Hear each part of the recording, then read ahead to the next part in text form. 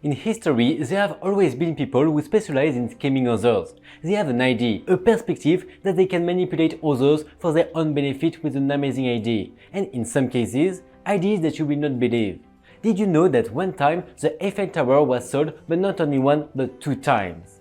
That a simple bank clerk caused the European Stock Exchange to collapse? Or better yet, would you invest in some magic cheeses?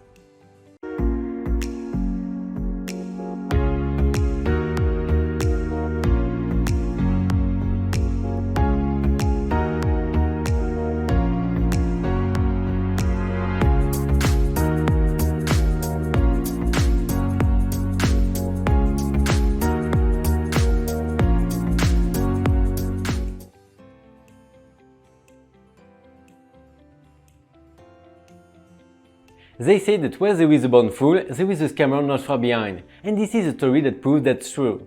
Count Victor Lustig, an Austrian working in the French Ministry of Labor, and Daniel Collins, a PTC from the US, managed to pull off an incredible scam, not just once, but twice. These 2 hustlers managed to sell the Eiffel Tower. Yes, you heard that right, the Eiffel Tower. Everyone was left scratching their heads in amazement at the audacity of these 2 conned artists.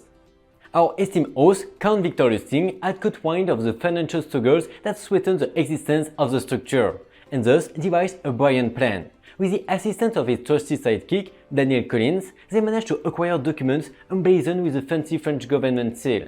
Soon enough, they rolled up to the swanky Hotel de Crillon in the Palace de la Concorde, with Count Victor masquerading as a high-ranking French government official. Now, that's what I call a plan, but above all, a lot of nerve. Victor Lustig, a notorious con artist and master of disguise, had a brilliant plan. He would scam some of the wealthiest French metal executives by convincing them that the only way to save the iconic Eiffel Tower from utter destruction was to pay him a hefty sum of money.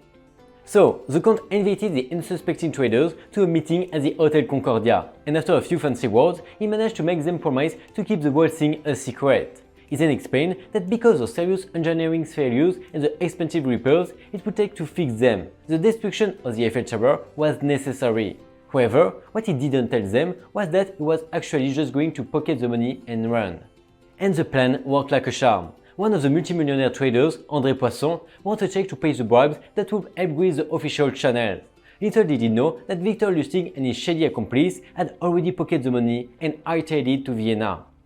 But they weren't done yet. After a few years, they returned to Paris and repeated the scam, selling the Eiffel Tower again to another unsuspecting trader.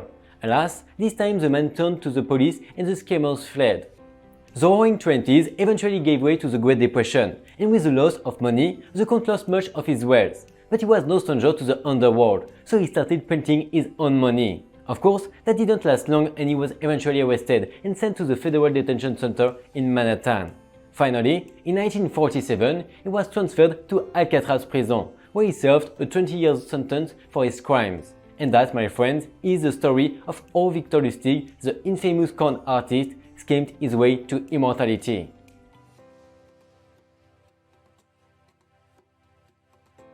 It all started 15 years ago when Jérôme Kerviel, a broker at the well-known Société Générale, caused a huge uproar with his risky investments. Little did he know that his actions would cause nearly $5 billion in losses to the bank, resulting in the European stock market crashing down. Daniel Bouton, CEO of the bank, was quick to make his opinion known to the public and declared Kerviel as France's public enemy number 1. In an attempt to make up for the losses, Bouton and the rest of the management agreed to give up 6 months' salary and the direct manager of Kerviel is fired.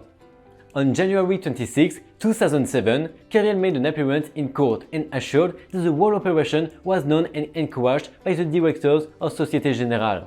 However, this wasn't enough to prevent the French Supreme Court from ratifying the sentence of 5 years in prison and a repayment of $5 billion. But Kerviel didn't give up that easily. In February 2014, he embarked on a pilgrimage from Paris to Roma to complain to Pope Francis about his situation. A valiant effort, indeed, but to no avail. At the end of the day, this story is a reminder to us all that risky investment can lead to disastrous consequences. So next time you're tempted to make a risky move, it might be best to take a step back and think twice.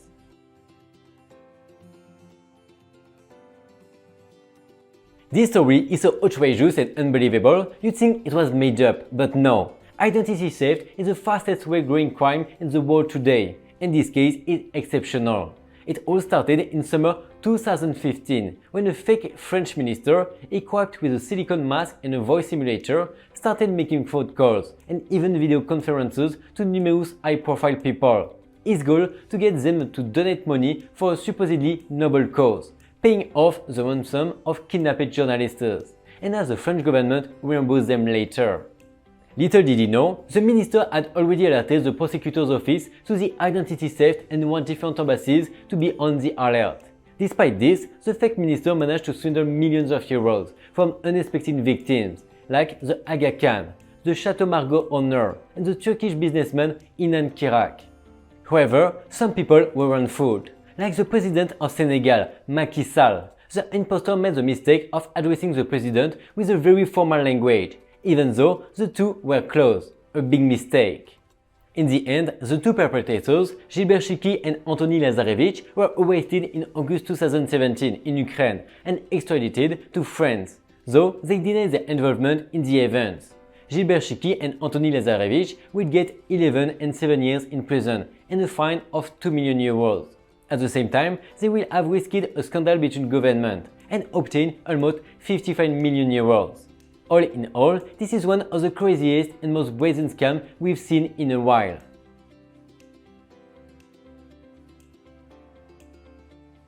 Yes, as you can hear it, it is a cheese with magical beautifying properties. In fact, believe it or not, this scam lasted 2 years. And the mastermind is the French citizen Gilbert Van Herpé, better known as Madame Gilles, who toured different towns in central Chile looking for victims for a pyramid scheme. To understand how it all came about, we must go back to the origin of Van Herpé, who was born in Jordan and grew up in Africa, specifically in the Central African Republic. At that time, her sister Astrid was the first of the 7 wives of Emperor Bokassa. It was on that continent that she became acquainted with this illegal practice, swindling thousands of people in South Africa and Belgium in the 1980s. After a stint in jail, she thought she'd try her luck in Puerto Vallarta, Mexico, where she pretended to be a millionaire Swiss woman. But that didn't last long, and she was extradited to Belgium. But she didn't give up so easily, and soon after set her sights on Peru, where she successfully scammed 3,000 people with this magic cheese business. Not content with that, she eventually made her way to Chile, where she offered a cheese kit for a price of $369. Unsurprisingly, people were intrigued and invested around 120 million into the scheme. But Madame Gilles couldn't fool everyone, and when the Chilean authorities issued an intentional arrest warrant, she was caught in Nice, France in 2008. 5 years later, she was sentenced to 6 years in prison, of which she only had to serve 3. The 715 people who were represented in France were sadly not as lucky, as their legal action for compensation was rejected, leaving them with only $1. It is a sad story, but it just goes to show that you can't always trust a magical cheese.